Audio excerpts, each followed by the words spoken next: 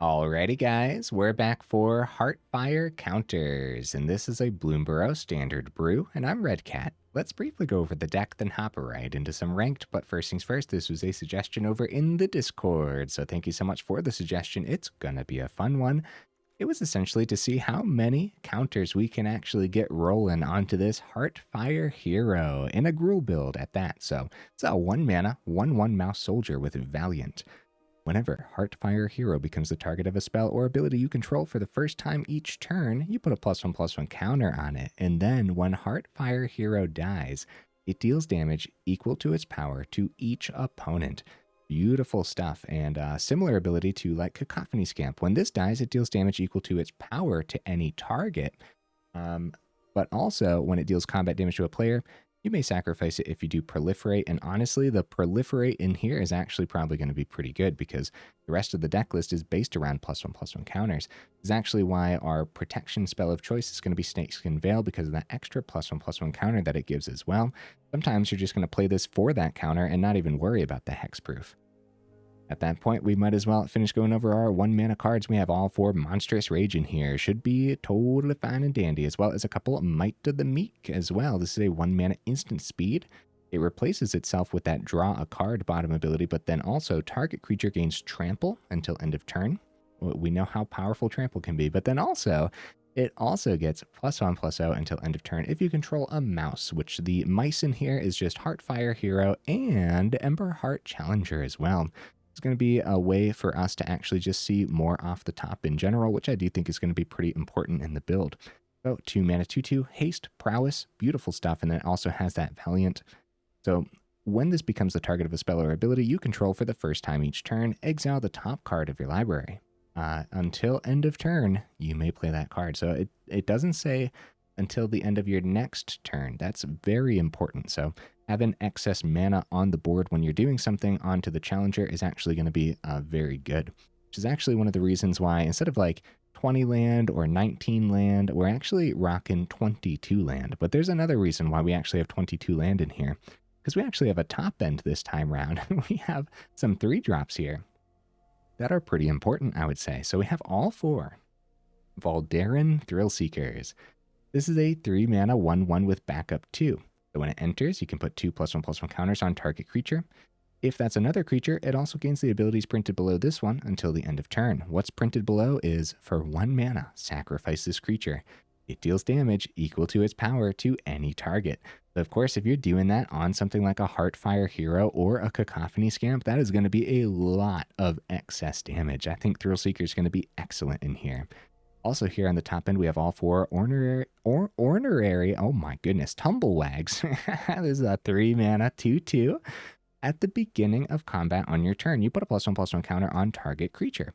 Now, when this attacks while saddled, and the saddle is only 2, now when it attacks while saddled, double the number of +1/+1 counters on target creature. Beautiful stuff, guys. And we skipped a whole bunch of 2-drops here. Got a couple of Bristly Bills, also a way to double the +1/+1 counters on our creatures with that bottom ability 3 and double green, which is pretty steep for this one. Double the number of +1/+1 counters on each creature you control. But it also has that landfall ability whenever a land enters the battlefield, or enters, I guess is how they're rewording everything, right? I'm not crazy, right? Like all these got reworded, or have they always said that and I've just been saying enter? No, I'm pretty sure. Anyways, when a land enters, put a +1/+1 counter on target creature. Let me know in the comment, did they literally change how these cards read, or has it been that way for a while and I just never noticed? Anyways, more ways to get +1/+1 counters on things. We got a couple Ozolith in here, which I think is actually going to be really, really good paired with like these Valiant creatures, especially the Heartfire Hero. Has that middle ability for 1 and a green where you can tap it, put a +1/+1 counter on target artifact or creature you control, activate only as a sorcery, but then also if 1 or more +1/+1 counters will be put onto an artifact or creature you control, that many +1 +1/+1 counters are put onto it instead. And then it also has that cycle ability, which is worthwhile sometimes because it is a legendary artifact. Also, Quirion Beastcaller making the cut for just more ways to have +1/+1 counters on our creatures with a total of 26 total creatures. That should be pretty good for the Beastcaller. I'm pretty sure we'll be able to get this nice and beefed up for the opponents. Give the opponents a lot of trouble with it, in other words. Over in the mana base, guys, we do have our fast lands with the Gorge and the Karplusan Forest, and then a split between the District and the Ridgeline, because I couldn't decide which one I wanted more, so I just have an even split between the two. Why not just go up like more forests and mountains? I actually think that the mana is going to be pretty greedy in here. I think there's going to be a lot of moments where we want to do something like keep a Snakeskin Veil open, but we have too many red sources on the board, and we just played like a Beastcaller with our only green source, for example. So that's why we have a whole bunch of dual lands packed in. We are leaning a little bit red, so we got a little bit more mountains. Over in the honorable mentions, guys, Gaia's Gift almost made the cut. Innkeeper's Talent was a card I thought about, and Ferocification as well is one that I want to keep my eye on, as I love abilities like this. Okay, guys, there's probably a lot more that we could have put in the honorable mentions, so let me know what I missed, what at the very least should have made it into the honorable mentions.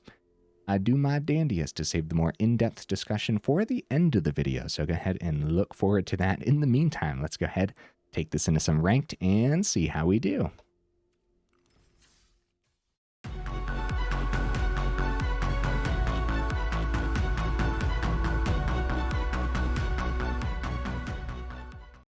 Right into that first game, guys. What am I expecting from the build? Honestly, a little bit, man. I think it's going to be pretty good. I like this first hand. I see nothing wrong with this, other than the opponent going first, of course. Scamp was not a bad draw. We have decisions. A 2/3 Beastcaller. I don't think they would trade into this. We're going to start with Might of the Meek here, because I think the hero's going to get through. I think that's a really bad trade for them. Okay, then we have a Scamp for the turn.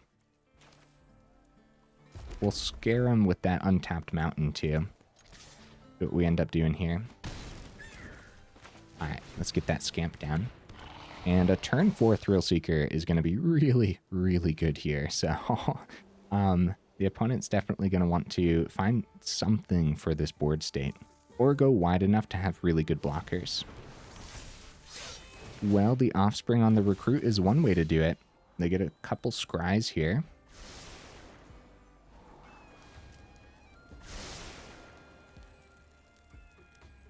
For our turn 3, we'd rather just see a combat trick off the top. Yeah, Scamp can't take out the Quest Caller, so they do get the 2 through. Another Heartfire Hero is not bad. Turn 3 Thrillseeker isn't bad, but we want the turn 4 because I want to be able to sacrifice the hero when it comes time. We'll show him that we have Gruul colors in here for the turn. Challenger. Keep the 1 red open and actually swing here too. Would not be terrible. If they trade into the Heartfire Hero, we'll play the second one. We're still getting some good damage through. The trades are risky, but I think worthwhile just based on what's happening next turn. And also, they want to be as wide as possible too, so I think the trades are in our favor, but that might be pretty risky. They do go into the hero and the Scamp, actually, so we get the Challenger through for 2. Another 2 going through, so Scamp is going to take care of the Recruit. They do get a counter onto the Quest Caller, but I think that was still worthwhile. And then we get the Heartfire Hero down over the Scamp, I'm pretty sure. Oh yeah, dude, I think we're going to have a uphill battle. Woo, buddy, hop to it. Restocks their board here. We're going to need as many ways as possible to actually just hit the opponent's face. With the Thrillseeker coming down, like just sacrificing the Heartfire Hero isn't going to be enough here. Beastcaller is not bad. Right, so we target the Heartfire Hero. It gets the 1 for the Valiant, and then another 2 for the backup, so it's 4. We sacrifice it, it's 4 to the opponent's face, from the Thrillseeker's ability and that, so it's only 8 getting through, and that's not that great, guys. I'm going to take the turn to actually set up, and hopefully we're okay. I'll take that one. Get the Scamp down as well. Okay. No attacks.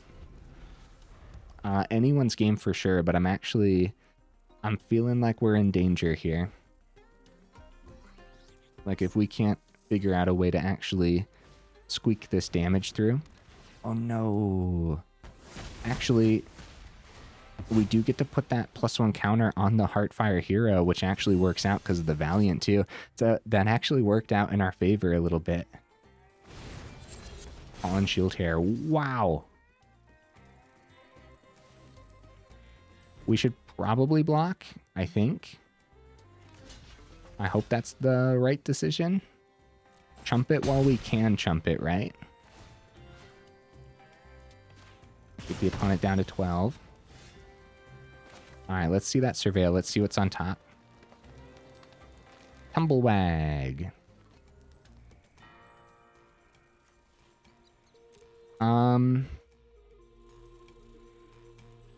Wait a minute, we have lethal.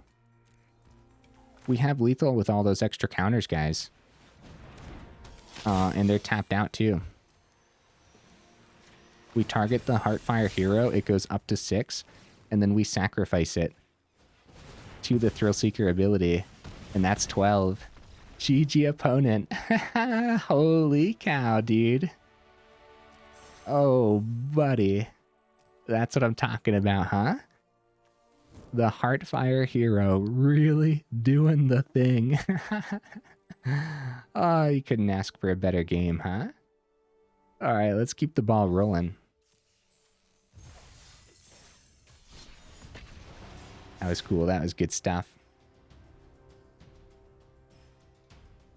Yeah, against rabbits, I can only expect to see more and more rabbits. I feel like that's like the second time we've seen rabbits pop up, which is kind of surprising. I might be wrong. We may have seen it more. Opponent goes first. This isn't a terrible hand. It's not my favorite, though. Hello, opponent. We do not get many hellos. And so we make sure to drop them in return.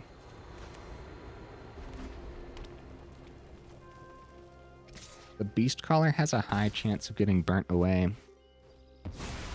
Slick Shot Show Off. It still has a high chance of getting burnt away, but is there really anything else we want to do for the turn? Not really. It's either that or this gets burnt away or Ozolith.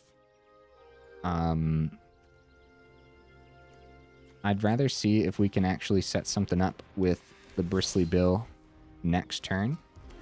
Bristly Bill comes down, then we drop a land. Beastcaller gets the buff, and then the land can be the Monstrous Rage. Swing, right? No, Beastcaller.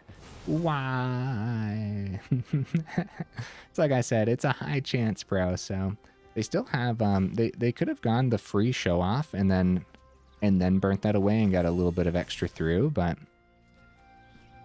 so this mono red list is also running the Manifold Mouse in addition to its other mice, which seems like a pretty powerful mouse. All right, Bristly Bill, tap land. Sure, we'll get the Surveil in. We could also have kept the Monstrous Rage open, but this is fine too. If it's Lightning Strike, I think we keep that. If it's Lightning Strike for the Bristly Bill, then it is what it is, right? Like, we're in trouble either way at that point. No, Lightning Strike, why? Well, we anticipated the burn, but I did not play around the burn, and so maybe it could have been a much different game. So if we would have had our creature survive for the turn, we would have had the protection with the Snakeskin Veil, but then no protection for our face, which was about to be melted away anyways here, right? Demonic Ruckus. So now we can cycle the Ozolith. We want to try to find a creature, but I'm just going to play the Ozolith. And then think about all the terrible decisions that I made throughout this game. And then we'll give their Slick Shot Show Off the Monstrous Rage as well, since they're going to have lethal regardless here. Unfortunately, Snakeskin Veil cannot target our opponent's creatures, so we can't give them Snakeskin Veil, but... Oh, they find a Slick Shot Show-Off off the top off the Challenger. That's pretty good, actually. And Manifold, it is target mouse. And they'll go ahead and give double strike to the Challenger there. Yeah, Manifold's one to look out for, dude, for sure. Slick Shot Show-Off. Here you go, buddy. Good game. So if I played it in a different order, would we be in that? I mean, look at the opponent's board, dude. I think we would have had one heck of a tough uphill battle, and playing it in a different order doesn't mean that the opponent wouldn't have also played it in a different order and held their burn for when we actually got our creatures down. Snakeskin Veil was on its way, though. We didn't know that at the time. So, maybe we could still be in there. Wow, right into that next game. A lot of people playing Magic right now. Guys, while I have you here, at the early middle of the video, make sure you check out that description where we got that Discord link, as well as that Patreon link too, if you're interested in supporting the channel that way. I don't see anything wrong with this hand. Well, the tapped land are pretty slow, but I'm not worried about that right now. Yeah, guys, that Patreon really does go the extra mile, so thank you to all my beautiful patrons. Been trying to do my best to bring that stuff up in the middle of the video. Start with that Surveil. I'm going to keep that on top, actually, because of the Bristly Bill in hand and also our 3-drop. Getting ready for that.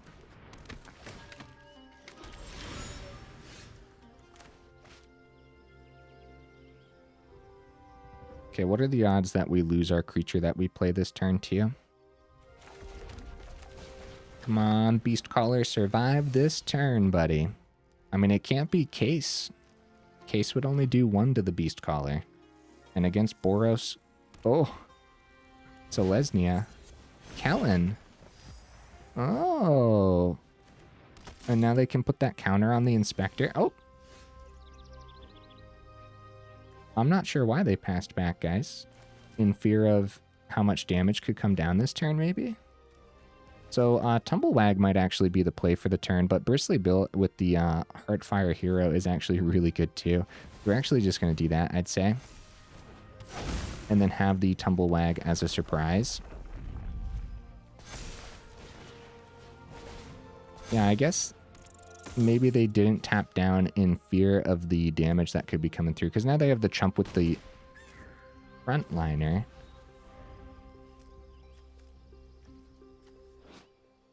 Guys, what card am I thinking of right now? This is Novice Inspector. Okay. I was thinking of Warden, dude. I don't know why. I'm sitting here like, what is the opponent doing? But no. Yeah, Warden is not on this board state right now. Oh, dear. They're going wide. Lethal Demolition. I'd say right on time. More mana off the top is not great. At least we have Bristly Bill out there. But they got chump blockers for days. If we don't give Trample to this Beastcaller somehow.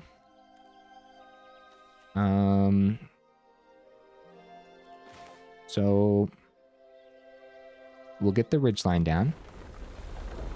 You want to target the Heartfire Hero, so you get that Valiant extra counter here. Extra counter on the Beastcaller.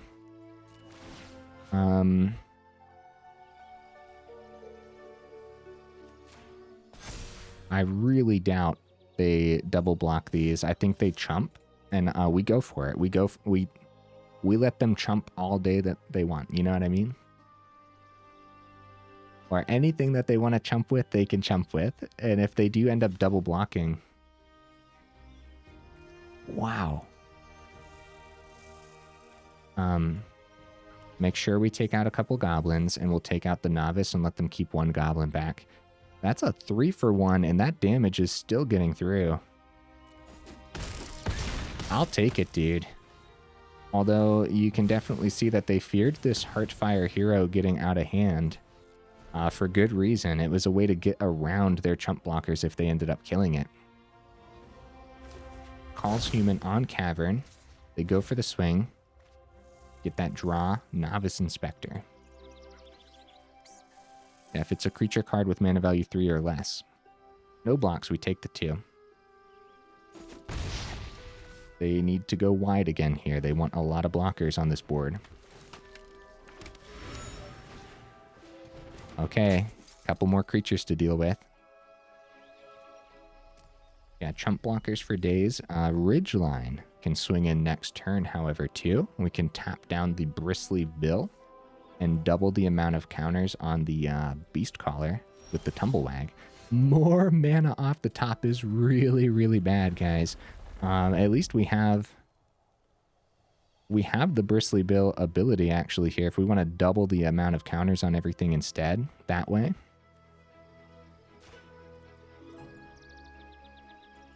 I don't know how I want to do that. Bristly Bill ability. We don't have to tap a Bristly Bill, right? So we can still go, like, saddle up for the turn, I suppose.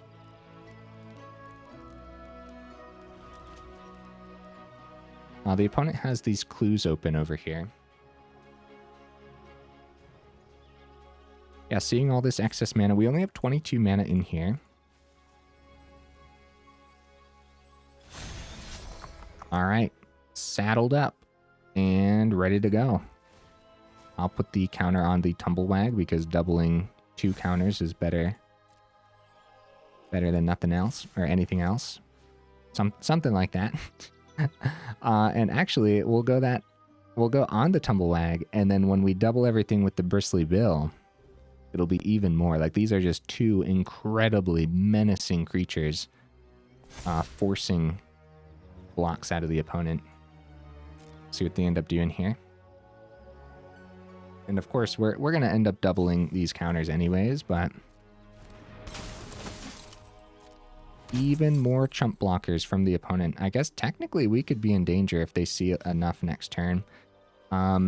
So maybe we wait to double, since that can be at instant speed. They chumped anyways, not trampling or anything, so... Because you never know, we may need to power up the Restless Ridgeline as a blocker.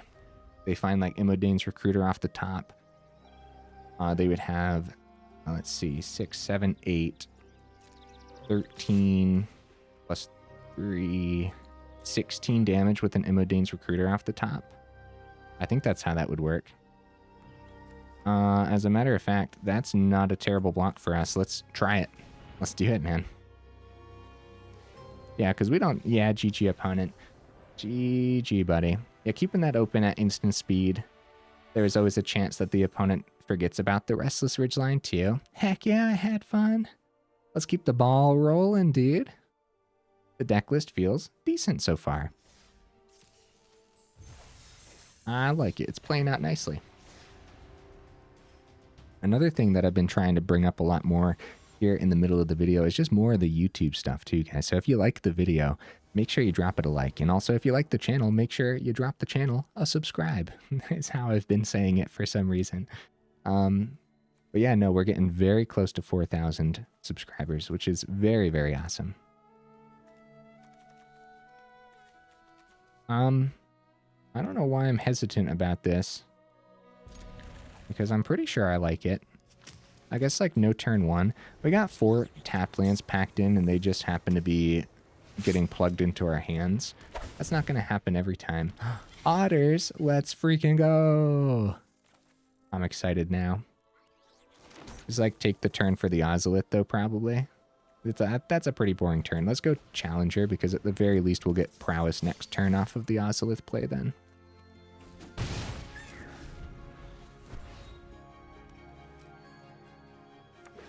Red source burn.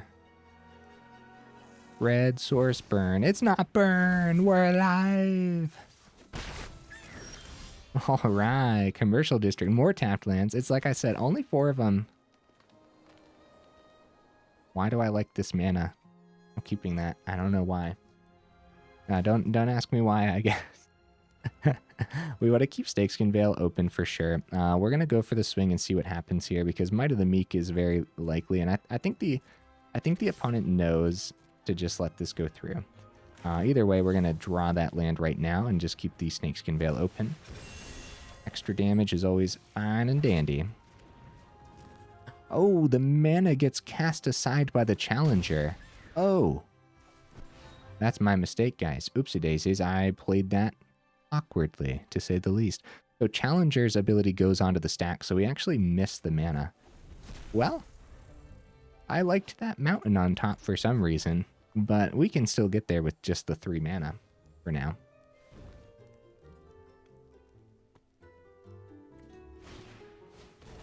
Storm. Chaser's Talent again.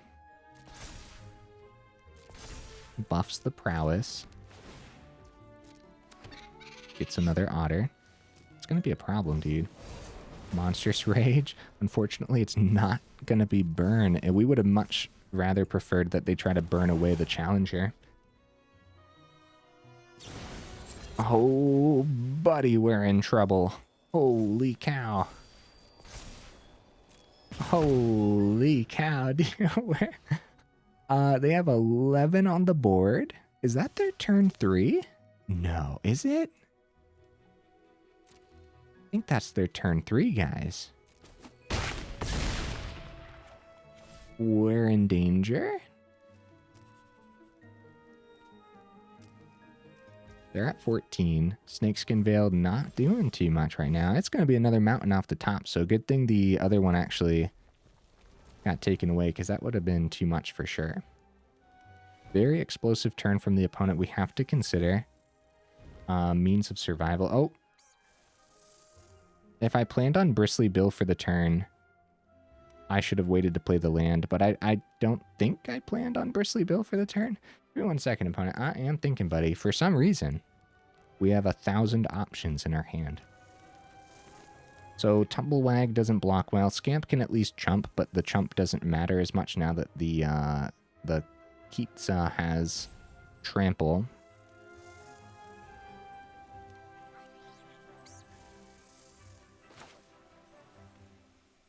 Okay.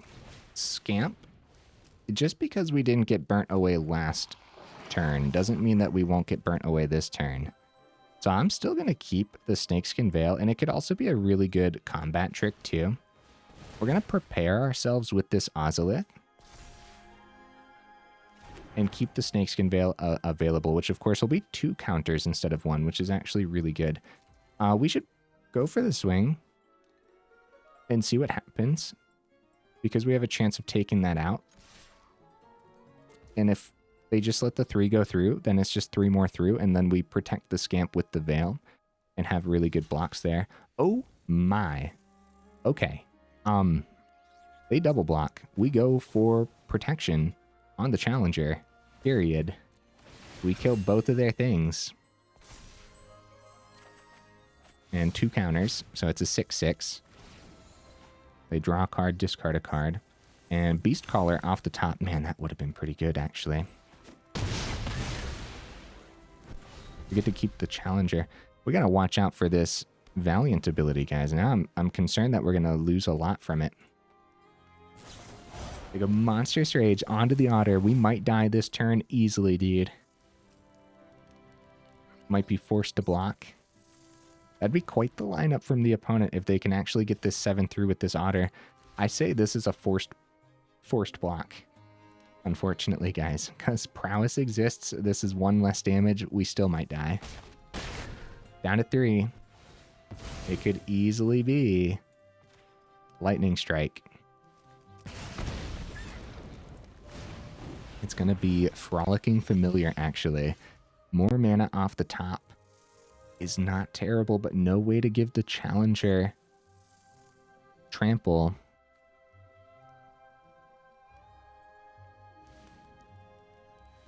We have blockers on the ground potentially here. So we start with Bristly Bill because we can play the Forest and target the Challenger and potentially find something off the top that gives trample. It's actually just going to be more mana, guys. We're not even forcing a block if we swing with the Challenger, unfortunately. So just 2 in the air. 1 card remaining here.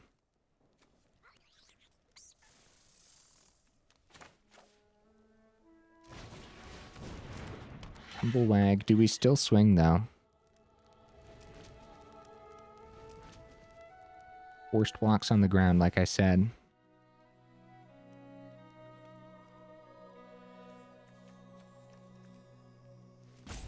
I'm sorry, opponent. I'm gonna probably block with the Bristly Bill, and we're still gonna swing, because pretty much anything can kill us right now, and having them have the Frolicking Familiar on top, like, we risk the swing just because it's all risky at this point, because anything could kill us.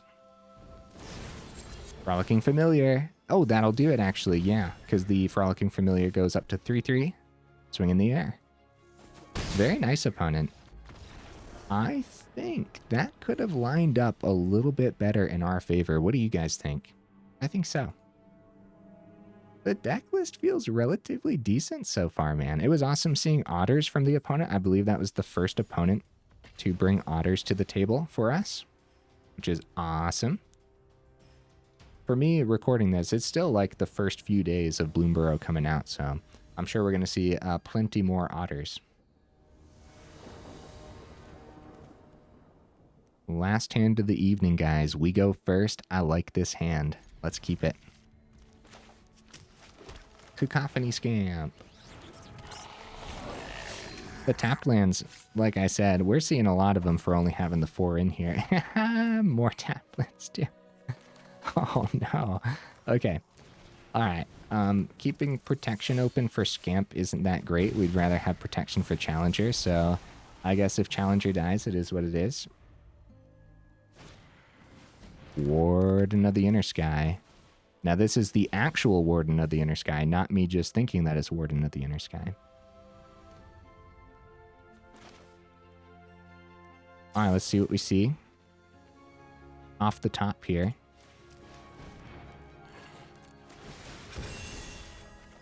It is going to be mana and Beastcaller, actually. Wow. Probably playing that Beastcaller for the turn. Start with the swing. That is pretty good for us, though, isn't it? Yeah, we'll protect the Scamp. That's pretty good for us. That's a good block. Because it's an extra 5, or an extra point going through, bringing that up to 5 from the Challenger's prowess, too. Other than that, we might be in trouble. Alright, so we start with the Monstrous Rage before combat here. Because it could very well affect combat, whatever we see on top. Lightning Helix on the stack. Land off the top. Oh no, we have so much mana, dude. I'm actually going to establish the Ridgeline for the turn. The opponent's easily in this after that play. Getting completely blown out with the Monstrous Rage play and everything, and only seeing mana there off the top. Yeah, dude, they're in this. Inspector. Oh, a lot of mana. More mana off the top, guys. Actually, untapped actually isn't that bad, because we can power up the Ridgeline at the very least. I still got 2 mana open, dude. I'm actually terrified of another Lightning Helix.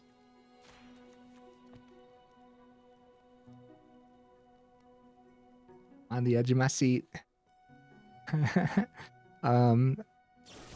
It's gonna be a get lost for the Ridgeline. Oh no. Still got some good damage coming through here, though. We could sacrifice the Scamp, but dude, it's not worth it with what the opponent's been playing. We gotta hold back for now. An extra 4, get him down to 5, but then lose all our creatures and see like more mana off the top would be like the nail in the coffin. It would just be the opponents at that point. Keeping the Scamp back and utilizing the 2 map tokens that they gave us off of the Get Lost, on the other hand, now that might actually give us a chance. Sanguine Evangelist. Okay, Might of the Meek. Okay. It's something, because it replaces itself. We give Trample to the Scamp and whatnot, too. We start with the map token, though. Everything has to go onto this Scamp. More mana. Yeah, that's not great. Keep going. Okay, Tumblewagg. Tumblewagg. Literally, we just need anything, so... we'll draw it on the Might of the Meek. They don't know we're about to give Trample to the Scamp. They don't know what else is in hand is the thing. We'll play the untapped red source. They trade into Beastcaller easily. They double block Scamp easily, too.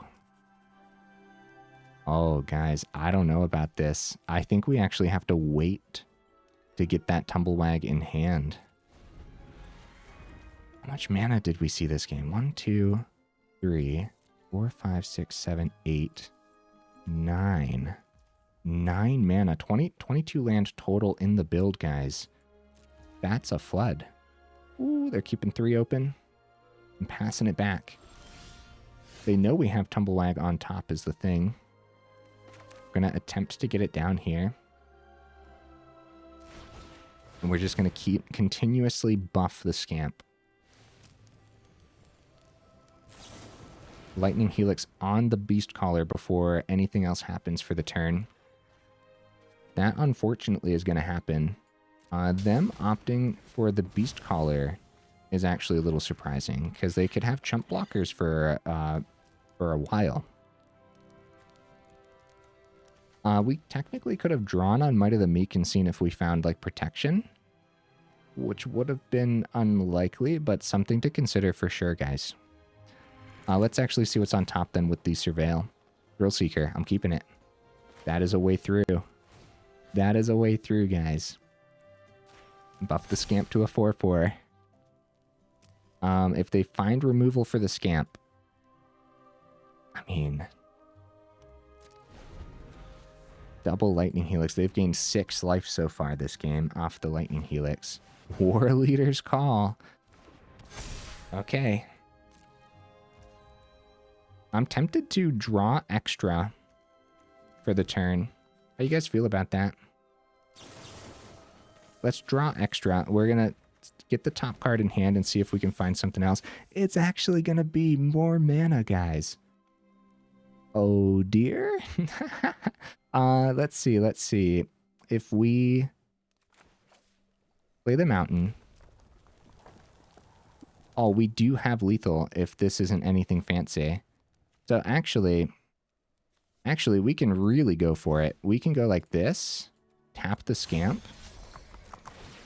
right? Put a counter on the Scamp, swing with Tumblewagg, double the counters on the Scamp. So now, if this is some kind of life gain or something fancy, we'll be able to get around it that way. They're going for the blocks, bro. Let's take out the bat. All right, here it comes. Thrillseeker. It's a good draw, dude. It's a really good draw. And then we sacrifice 11 damage from the Scamp, happening 2 times. Woo, buddy. That's what I'm talking about, dude. That's a great way to wrap up the video.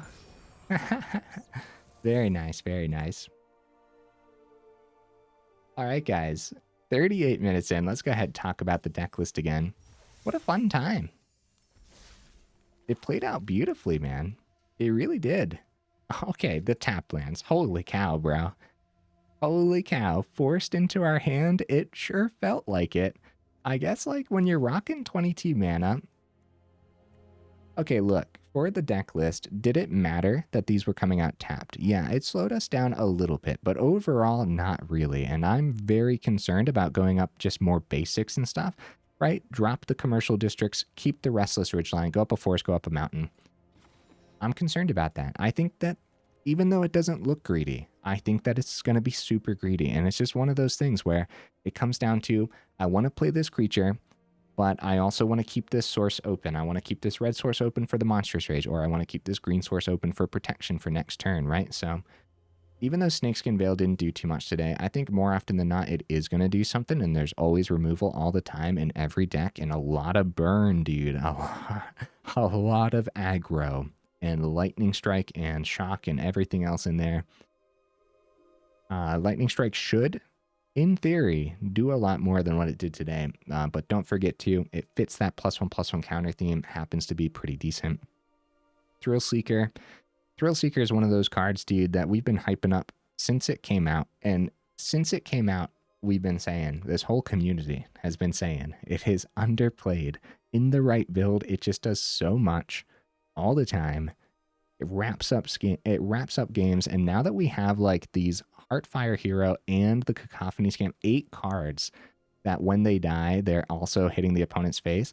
So now you're doubling down on that Thrillseeker extra stuff, which, by the way, guys, we're not actually going to drop any of the mana. Even though we flooded a little bit today, 21 doesn't make any sense for this build to me, right? Because we got the Bristly build, so we don't mind seeing excess mana sometimes.